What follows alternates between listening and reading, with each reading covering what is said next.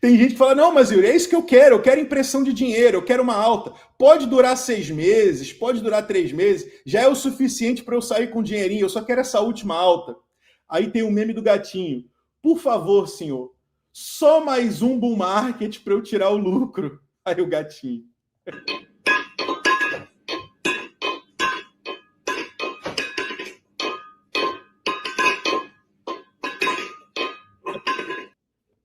A madame tá ali cortando, sei lá o que, e o gatinho tá lá. Ó, só mais um bull market, só mais um. Eu prometo que dessa vez eu vou realizar lucro. E eu sei que a maioria de vocês quer isso mesmo, quer impressão de dinheiro, só que é aquilo, a gente tem que entender que daqui a 5, 10 anos, isso vai ser uma bomba para a economia americana e para a economia global. Vai ser ótimo no curto prazo, vamos todo mundo fazer dinheiro, mas no longo prazo vai ser complexo. E o segundo ponto, né? Qual que é o segundo ponto que o Trump quer fazer? Corte de impostos sobre gorjetas e horas extras. Então, segundo, eu vou falar sobre todos os pontos, mas eu só vou destrinchar esses dois primeiros, que são os que têm o maior impacto. Deixa eu compartilhar aqui na tela, que não estava aparecendo. Espera aí. E qual que é o segundo? Qual que é o segundo? Que é o corte de impostos sobre gorjetas e horas extras. O que essa bill ela propõe? Vamos lá. Vamos entender passo a passo aqui. Ela quer... Deixa eu aumentar um pouquinho para você enxergar melhor aqui. Acho que já dá para você ler aí. Acho que só mais um pouquinho. Pronto. Assim já fica legal. Então, ela quer eliminar os impostos federais sobre as gorjetas recebidas por trabalhadores, principalmente de setores como restaurantes, hotéis, salões de beleza, serviços de entrega, transporte, por exemplo, Uber, Lyft. Ou seja, se você é Uber aqui nos Estados Unidos, Lyft, ou você faz qualquer coisa de entrega Nordeste, você paga imposto das gorjetas que você recebe. Se você é um garçom, trabalha num restaurante, você paga imposto das gorjetas que você recebe. Se você trabalha na área de hotelaria, que foi uma área que, por muito tempo na minha vida de CLT, eu trabalhei. Para dizer a verdade, meu único trabalho CLT de verdade foi hotelaria, né? Trabalhei no Marriott, trabalhei no Arena Leme, trabalhei em alguns hotéis no Rio de Janeiro. E aí, você ganha gorjeta também. Eu me lembro que eu ganhava muitas gorjetas no hotel. Inclusive, eu me lembro como se fosse ontem, cara. Quando eu estava me convertendo na igreja, né? Até hoje eu não sou convertido, né? Desde os meus 17 anos eu estou tentando. Mas eu me lembro que lá no hotel que um dos hotéis que eu trabalhei tinha muito turismo sexual, para não falar a palavra aqui, para não derrubar o engajamento. E eu era bellboy, que era aquele menino que usava tipo um uniformezinho de marinheiro que carregava mala para as pessoas. Então eu recebia muita gente, principalmente porque naquele hotel que eu trabalhava era um hotel que ia muito gringo, ele fica bem no coração de Copacabana. Então o que acontecia? Muitas meninas, né, do job, que hoje chama do job, né, na época tinha outro nome, chegavam para atender os ministros. Inclusive, tinha, eu não vou falar aqui para não me complicar, porque o pessoal vai saber a data, né? Mas tinha um representante de um país africano, que era um cara que estava no governo africano, não vou dizer quem é, obviamente, e também não vou dizer o ano que eu trabalhei lá, senão a pessoa vai dar Google e vai encontrar. Ele era muito assíduo. E eu levei muita garota lá para o quarto dele. Então, o que você fazia? A menina do job chegava na recepção, dava a identidade dela, falava que era uma visitante, e eu, que era o bellboy, eu era responsável por acompanhar essa menina até o quarto. E eu me lembro como se fosse ontem. Eu cheguei para levar uma menina, não no quarto desse cara, mas no quarto de outro cara, e quando eu entreguei a menina para ele fazer lá as brincadeiras, ele me deu uma nota de $10. E na época, né, novo convertido, purão, santão, eu rasguei a nota de $10 e comecei a chorar. Falei, não vou aceitar esse dinheiro sujo. E rasguei a nota de $10. E aí falei, contei pro pastor. Aí o pastor, você tá maluco, rapaz? Era só você colocar no altar que o dinheiro ia ser abençoado. Peraí, deixa eu beber uma água aqui.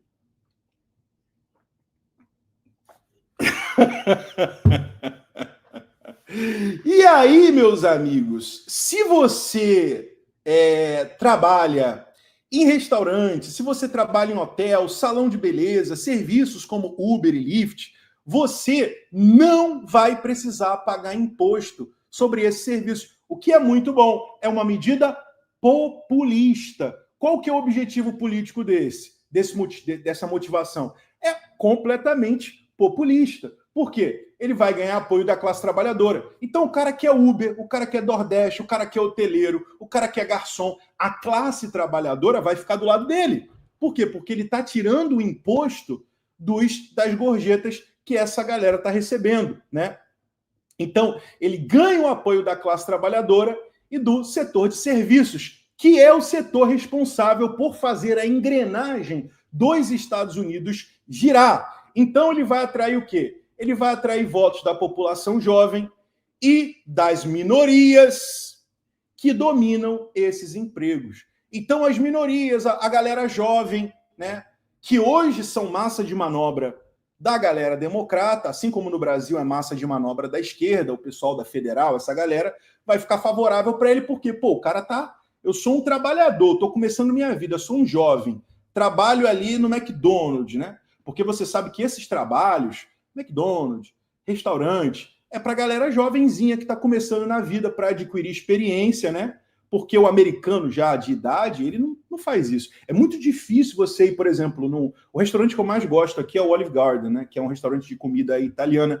Tem em São Paulo também, recomendo que você visite, caso não tenha visitado, no shopping, no Shopping Morumbi, que eu acho que tem, e tem também naquele shopping onde tem o evento do Beach Nada, que é próximo ali, que é aquele... Caraca, onde é que é aquele lugar que tem um negócio de evento gigante? Como é que é o nome, Bela? Expo Center Norte. O shopping ali do Expo Center, próximo ao Expo Center Norte, tem o Olive Garden. E aí, esse jovenzinho que vai trabalhar, né, começar a vida dele ali, ele vai olhar, pô, o cara tá tirando o imposto da minha gorjeta, o cara tá me ajudando, tô com mais dinheiro. E aí, consequentemente, qual que é o objetivo político? Populismo. É você pegar o voto dessas minorias, dessa molecada que está começando aí. É isso aí, obrigado, pessoal, Expo Center. Que está começando aí na sua jornada. E aí, esses são os dois principais pontos que eu resolvi destrinchar aqui para explicar para vocês os efeitos deles. Mas tem outros aqui, por exemplo, tem incentivo para famílias e pequenas empresas, também é uma coisa proposta nessa bill. Quarto ponto, investimento em defesa e segurança. Lembra que o Trump falou que vai ser muito bom para os militares? Eles querem fazer grandes investimentos em defesa e segurança. Quinto ponto, redução de regulações ambientais, né? E aí esse é o momento que a Greta, inclusive, cadê a Greta, né? Sumiu, mané. Greta Thunberg vai se revirar, né? Nossa querida Marina Silva vai se revirar contra esses movimentos aqui de redução de regulamentações ambientais. E o sexto ponto, alguns cortes em programas sociais para equilibrar o orçamento, o que também é um ponto aqui que os democratas não gostaram nada dessa questão. Então, essa é a One Big Beautiful Bill e essas são as propostas principais da mesma. E aí a pergunta que fica é a seguinte, Yuri, quais são os pontos positivos disso para o Bitcoin, para as altcoins, para o mercado tradicional, para os mercados de investimento e quais são os pontos negativos disso? Porque hoje está todo mundo falando do quê? Payroll, PMI, mercado de trabalho, que está previsto, mas não tem ninguém falando disso. E isso está para ser aprovado dia 4, 4th of July. E se isso aqui for aprovado, a gente tem pontos positivos e negativos, que inclusive eu queria perguntar para vocês, qual deles você quer que eu comece falando aqui? O ponto negativo ou o ponto positivo? Fala para mim. E aí, pessoal? Qual que você quer que eu fale primeiro? O ponto positivo ou o ponto negativo? Fala para mim. Negativo? Negativo, negativo, negativo, negativo. Beleza, então vamos começar pelo negativo. Já que vocês pediram, eu vou vir de nova. Tô voando alto. Foi mal, foi, o TDAH bateu. E aí o que acontece? Vamos lá. Quais são aqui os principais pontos negativos? O primeiro, o déficit fiscal elevado. Já mostrei para vocês anteriormente de papo de 5 trilhões, né? Nos próximos 10 anos. Né? Então, o projeto ele pode aumentar de 5 a 7 trilhões a dívida americana, ou seja, a dívida americana que já está em mais de 36 trilhões. Né? Se você botar aqui US Debt Clock, US Debt Clock. Se você botar a dívida aqui, a gente já está em 37, é oficial, né? Eu nem tinha visto isso. Batemos 37 trilhões, a gente estava com 36. E bateu rápido, hein? Bateu rápido. A gente estava em 36 no começo desse ano, já estamos em 37 trilhões na dívida pública, dívida que vai ficando impagável a cada dia que passa. Então o projeto ele pode aumentar de 5 a 7 trilhões a dívida americana em 10 anos, segundo o Committee for Responsible Federal Budget, que é o Comitê de Responsabilidade Fiscal. Né? Comitê de Responsabilidade de Renda, né? de budget, né? de orçamento federal. Né? E isso pressiona os juros, por quê? Se aumentar muito, vai fazer a inflação subir, vai pressionar os juros e vai o quê? Gerar desconfiança no quê? Na solvência fiscal dos Estados Unidos. Ou seja, os Estados Unidos não vai conseguir pagar isso aqui não, meu amigo. Vai ter que imprimir muito dinheiro. Segundo ponto, inflação futura e pressão sobre o Fed. Mesmo que o impacto inicial seja inflacionário, né, no contexto de um Fed cortando os juros e um Congresso gastando, o risco é reacender a inflação, forçando o Fed a seguir ou até subir, segurar ou até subir os juros novamente. Então, o que a gente está esperando aqui? A gente está esperando corte.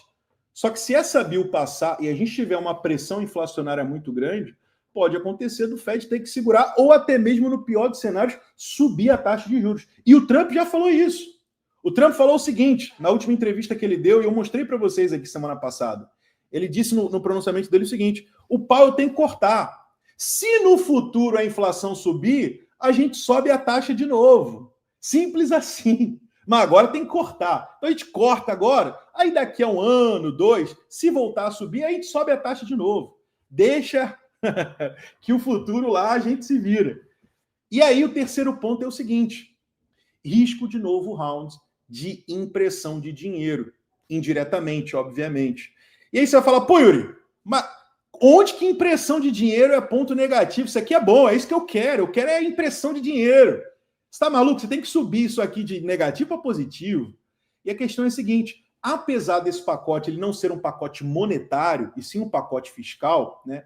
Se o Tesouro, né, o nosso amigo Scott Bessent, ele tiver dificuldade de se financiar via mercado, o Fed, né, ele pode acabar precisando absorver parte da dívida, iniciando um QE indireto, ou seja, quantitative easing, afrouxamento quantitativo ou liquidez de emergência.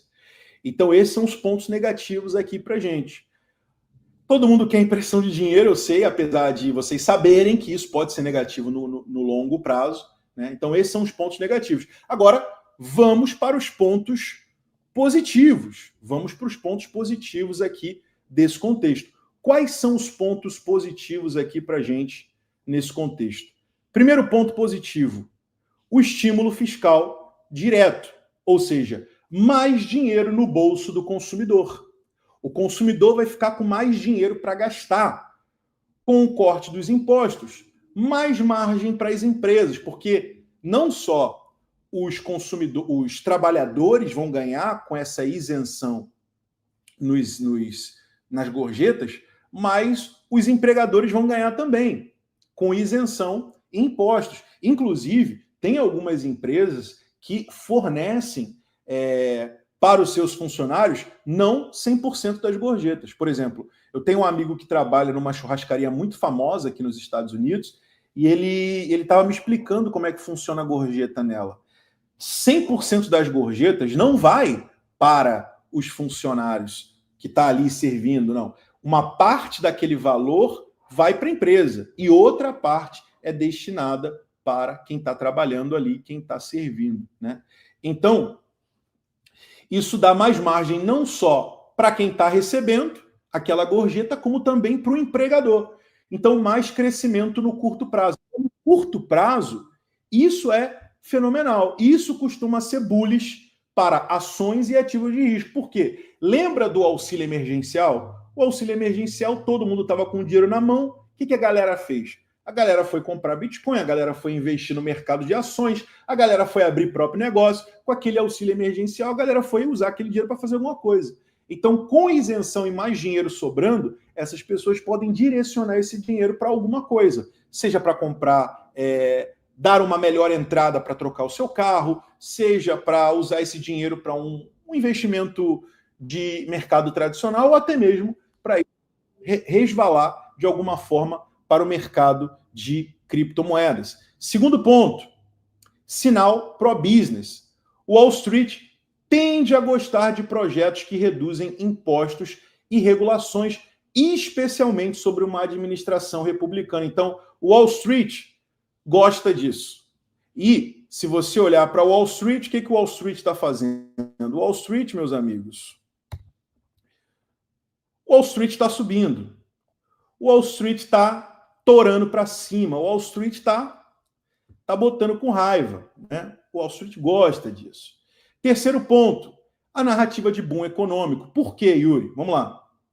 O Trump, pessoal, ele tem vendido isso, ele está vendendo essa One Big Beautiful Bill como o segundo Reagan Moment, né?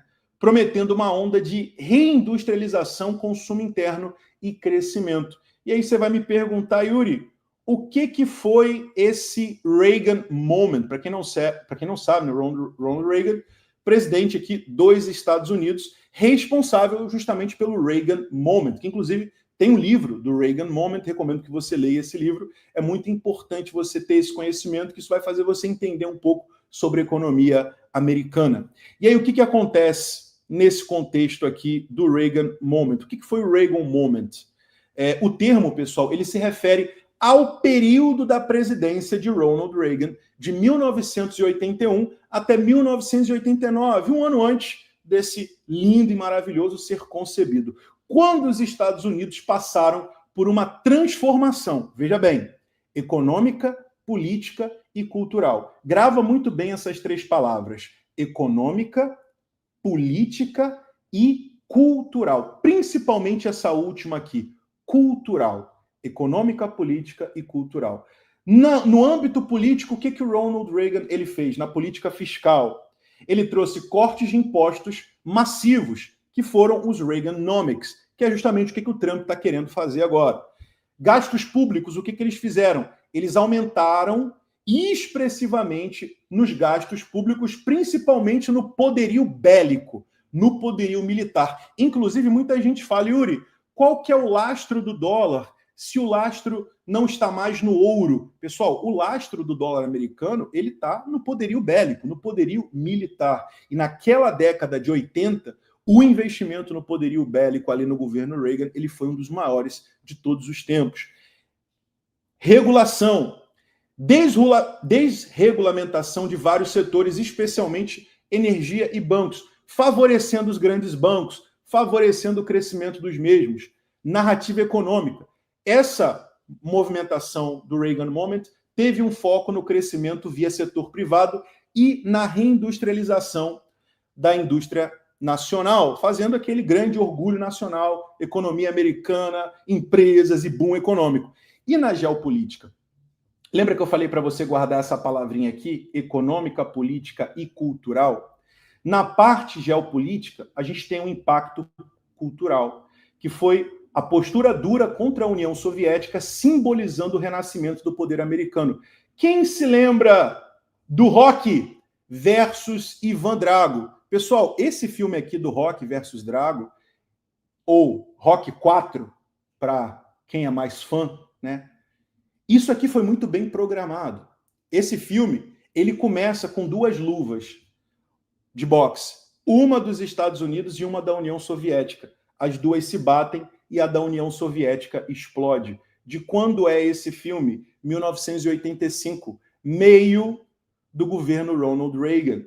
E o filme do Rocky, e na luta dele contra o russo Ivan Drago, ele foi lançado em 1985, no meio do governo do Ronald Reagan, e a União Soviética ainda existia, que, por sinal, só veio a deixar de existir em 1991, que foi o fim, em dezembro de 91, que foi o fim da União Soviética. E, para quem lembra muito bem, essa luta foi fenomenal, maravilhosa, né?